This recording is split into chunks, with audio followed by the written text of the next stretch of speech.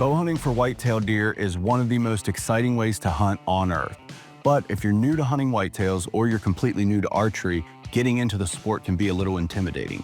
So today I want to run through everything you need to know when you want to archery hunt for whitetails, whether it's with a compound bow or a crossbow, and we're going to start with the compound. The first thing you need to know about hunting with a compound are a few pieces of terminology. First, you need to know what your draw length is. Draw length is the distance between the grip and your anchor point when you're at full draw. And you can actually measure this on your own.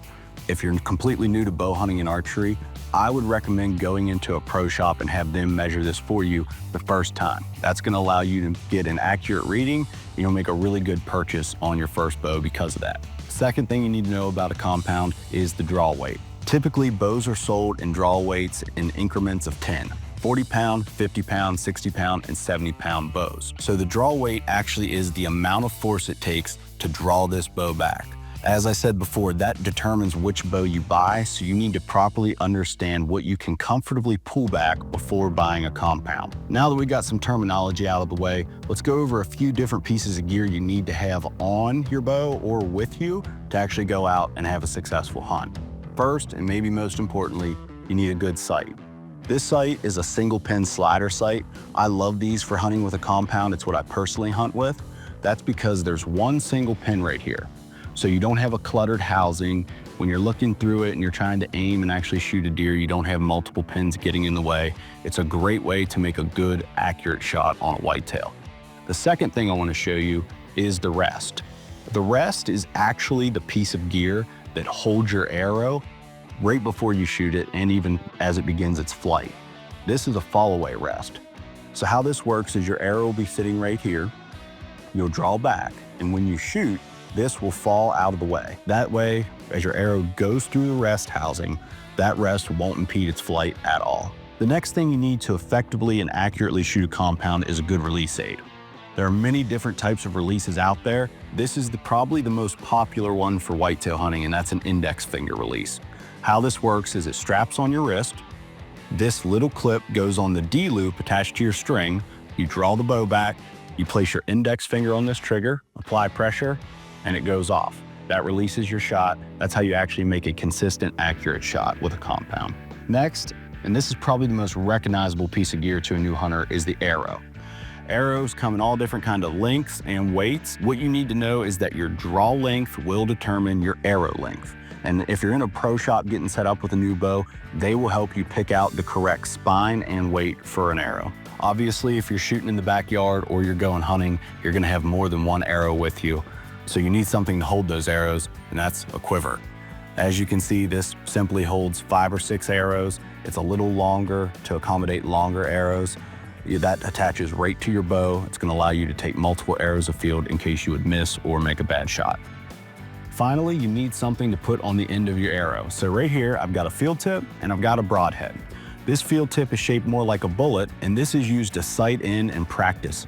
This broadhead, obviously it has a sharper point, it has expandable blades.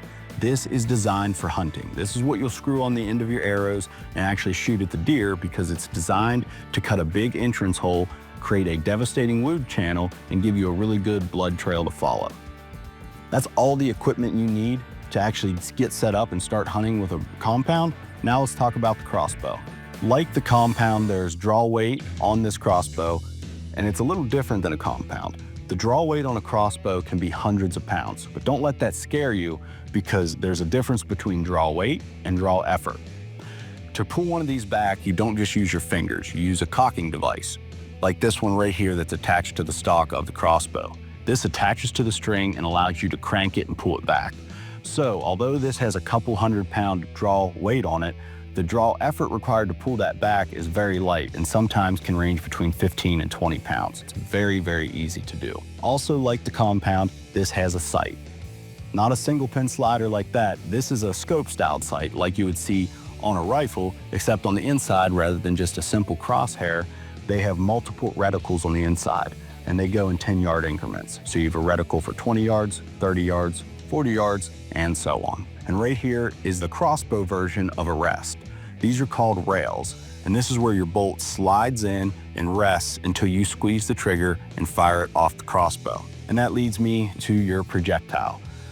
A lot like a compound, this is basically a short arrow, but we call it a bolt. Bolts on crossbows tend to be between 18 and 22 inches.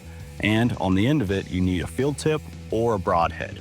They're about the exact same as a compound's tips, so there's really not much difference there. Just like the compound, you need something to hold your projectiles. Right here we have another quiver. It's shorter than the compound quiver to accommodate for the shorter bolts.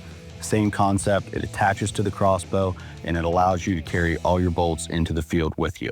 And we cannot forget about the release aid on a crossbow. Although it's not something that's strapped to your wrist, the release aid on a crossbow is a lot like a gun. It's a trigger, it is built into the bow.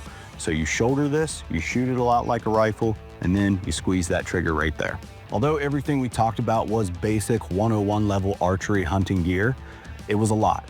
So if you're completely new to whitetail hunting or you're completely new to archery, whatever it is, I would recommend you finding a mentor if you don't have one. You can find a mentor in two places. First is a bow shop. I would start with the bow shop because you have to go there to purchase your equipment anyways. So ask one of the employees any questions you have and ask them if they don't mind mentoring you through the archery process. If you can't find someone at a bow shop, I would recommend looking into a local archery club. There you're gonna find a large group of archers, some hunters, some competitive archers, some novices, some multi-decade experts. All these people are gonna be more than willing to share their knowledge with you and help you along in your archery journey.